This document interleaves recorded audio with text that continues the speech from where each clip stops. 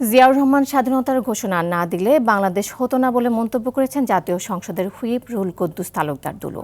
নাটোরে আলাইপুর জেলা বিএনপির কার্যালয়ে আলোচনা সভায় তিনি কথা বলেন। এ সময় তিনি আরও বলেন, যারা বিএনপির প্রতিষ্ঠাতা শহীদ রাষ্ট্রপতি জিয়াউর রহমানকে হত্যা করে মনে করেছিল বিএনপিকে মুছে ফেলবে, তাদের সে আশা পূর্ণ হয়নি, বরং বিএনপি বৃহত্তর সংগঠনে পরিণত হয়েছে। গেল 50 বছরে যতবার স্বাধীনতা সার্বভৌমত্ব বিপন্নের পথে যাচ্ছিল তখনই জিয়া পরিবার মানুষের পাশে দাঁড়িয়েছিলেন বলেও মন্তব্য করেন রুহুল কুদ্দুস তালুকদার দুলু।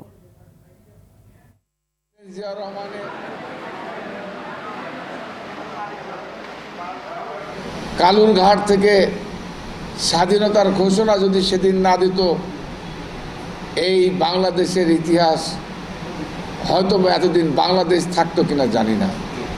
শহীদ জিয়ার সেদিনে সেই আহ্বানের মাধ্যমে বাংলাদেশের দামাল ছেলেরা সেদিন স্বাধীনতা যুদ্ধে লিপ্ত হয়েছিল।